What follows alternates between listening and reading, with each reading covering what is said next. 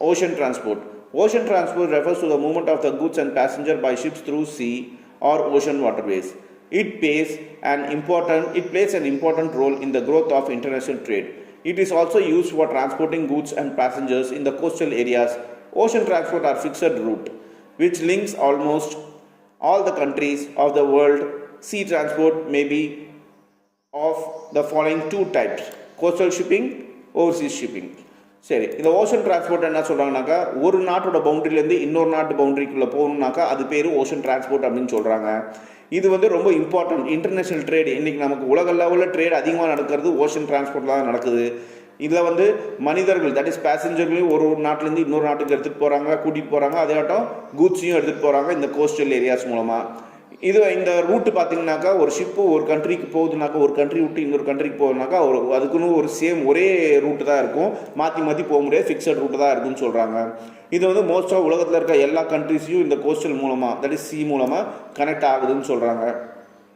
இந்த ஓஷன் டிரான்ஸ்போர்ட்டை ரெண்டாக பிரிக்கிறாங்க. ஒன்று கோஸ்டல் ஷிப்பிங்கு, இன்னொன்று ஓவர்சீஸ் ஷிப்பிங். அது என்னன்னு பார்ப்போம். Coastal shipping. In this transport, ships ply between the main ports of the country. This helps in home trade and also in carrying passengers within the country. In this transport, ships ply between different countries separated by the sea or ocean.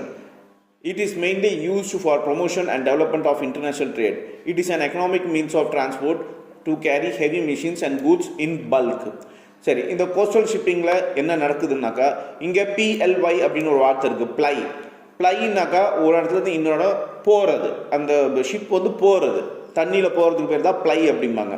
So இந்த ship coastal ஷிப்பிங்கில் மெயினான கண்ட்ரியோட, ஒரு நாட்டோட முக்கியமான துறைமுகம்பாங்க தமிழில், இங்கிலீஷில் போர்ட்டும்பாங்க, அங்கே மட்டும்தான் போகும்.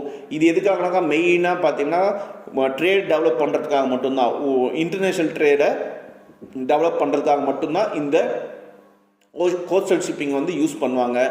இது ஒரு நாட்டுக்கும் இன்னொரு நாட்டுக்கும் நடுவில் எத்தனை அதாவது கடல் இருந்தாலும் அதை தாண்டி இது போய் அந்த ஹார்பரில் தன்னோட மிஷினரி, பெரிய பெரிய மிஷினரி ஆகட்டும், எந்த பொருளாகட்டும், அது இறக்குமதி பண்ணிவிட்டு இல்லை ஏற்றுமதி பண்ணிவிட்டு இம்போர்ட் அண்ட் எக்ஸ்போர்ட் பண்ணிட்டு வரும் அப்படின்னு சொல்கிறாங்க. Overseas shipping. Overseas transport is carried out on fixed routes which connect almost all countries. In ocean transport, different types of ships are used to carry passengers and goods. These may be classified as liners. A liner is a passenger and cargo vessel which belongs to a regular shipping company. These ships ply over fixed route following a prescribed schedule or timetable. Trams.